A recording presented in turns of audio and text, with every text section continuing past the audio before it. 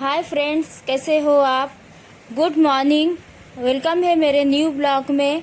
और सुबह के 5:30 बज चुके हैं और हम जा रहे हैं त्र्यंबकेश्वर महाराज के दर्शन के लिए। और ये है मेरी फ्रेंड जो मेरे साथ है।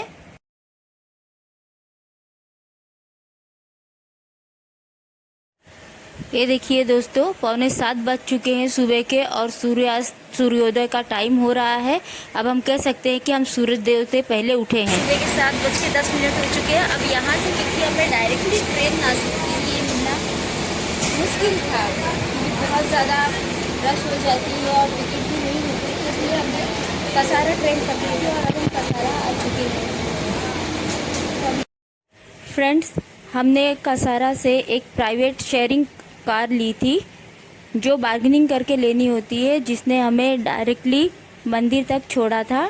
नॉर्मली 250 या 200 तक बार्गेनिंग करके अगर हम करते हैं तो वो हमें 200 तक में या 250 तक में छोड़ देते हैं मंदिर तक। ये देखिए, ये हम घोटी के रास्ते से होते हुए मंदिर के रास्ते पर जा रहे हैं। काफ़ी एक्साइटमेंट है हमारे अंदर कि हम कब मंदिर पहुंचते हैं और कब महादेव जी के दर्शन करते हैं। साथ में ये जो नज़ारा है सुबह का, ये भी काफ़ी खूबसूरत है। तो हम पहुंच गए हैं अब ब्रह्मगिरी पर्वत की तरफ। तो दोस्तों, हम लोग आ गए हैं मंदिर वाले एरिया में। देखिए, सब जगह पे दुकानें वगैरह लगी हुई हैं। अब यहाँ से हमारा शुरू होता है मंदिर की तरफ जाने का ये रास्ता। देखते हैं। ये देखिए, खुशी महसूस होती है जब आप कुछ सोचो और वो पूरा हो। बहुत दिन से सोच रहे थे हम यहाँ आने के लिए और फाइनली हम यहाँ आ गए। हमारे तो एक्साइटमेंट का कोई ठिकाना नहीं रहा।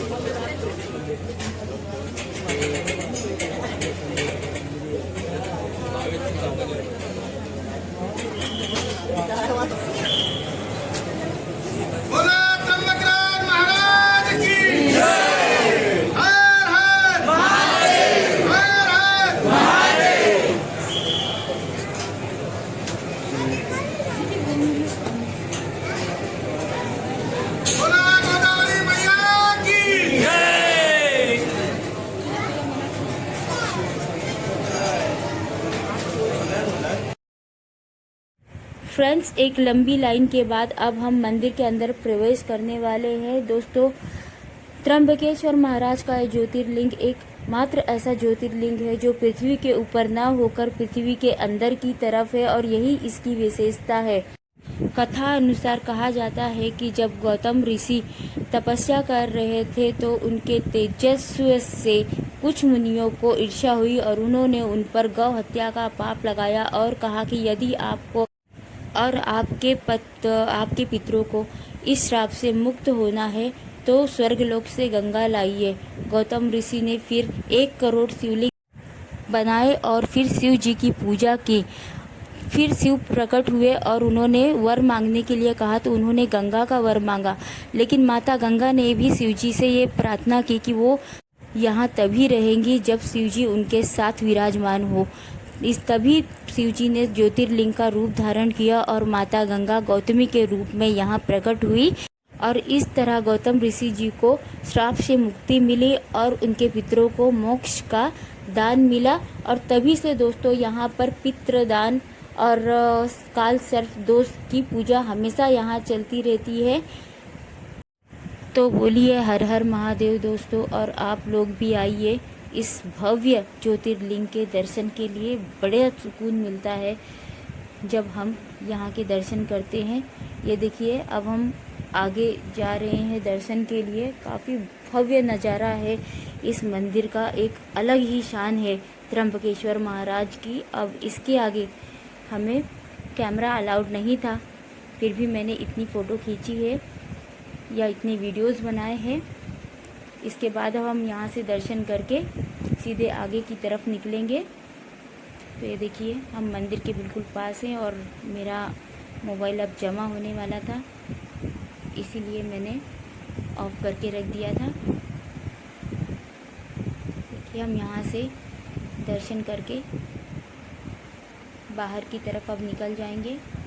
ये देखिए बाहर हम आ गए हैं और यहाँ से हम वहाँ जा रहे हैं जहाँ से हमने अपनी फूलों की टोकरी ली थी और काफ़ी वीडियो वगैरह हमने यहाँ पर बनाए, एंजॉय किया,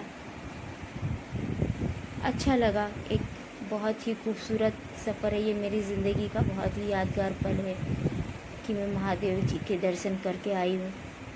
ये देखिए बाहर की तरफ मार्केट लगी हुई है। मैंने यहाँ से बहुत सारी चीज़ें खरीदी, शूज़, रुद्राक्ष, इयररिंग्स वगैरह भी खरीदे। काफ़ी चीज़ें यहाँ से लेने लायक थी, स्पेशली वो छोटे छोटे चप्पल्स जो मैंने अपनी बेटी के लिए लिए। काफ़ी ट्रेडिशनल स्लीपर्स थे, मुझे 100 रुपीज़ में यहाँ मिल गई थी तो मैंने ले लिए। ये देखिए छोटा है ना, पाए खूबसूरत है ये, रुद्रा के पैर छोटे हैं ना। जस्ट 100 रुपीज़ में मिली।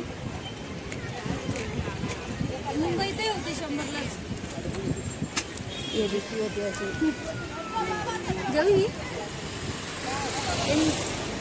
ऐक ना सिलेक्ट कर, और उसके बाद फिर हम गए बाहर की तरफ मंदिर से और वहाँ पे हमने कुछ नाश्ता किया। काफ़ी चीज़ें अवेलेबल थी, बस हमने जो हल्का फुल्का नाश्ता किया क्योंकि हम हमने वहाँ से प्राइवेट गाड़ी शेयरिंग में लिया जो हमने कसारा तक छोड़ दी। अगेन हमने 250 रुपीज़ लिए और 1 से 1.5 घंटे में हम कसारा स्टेशन पहुंच गए थे। और उसके बाद फिर हमने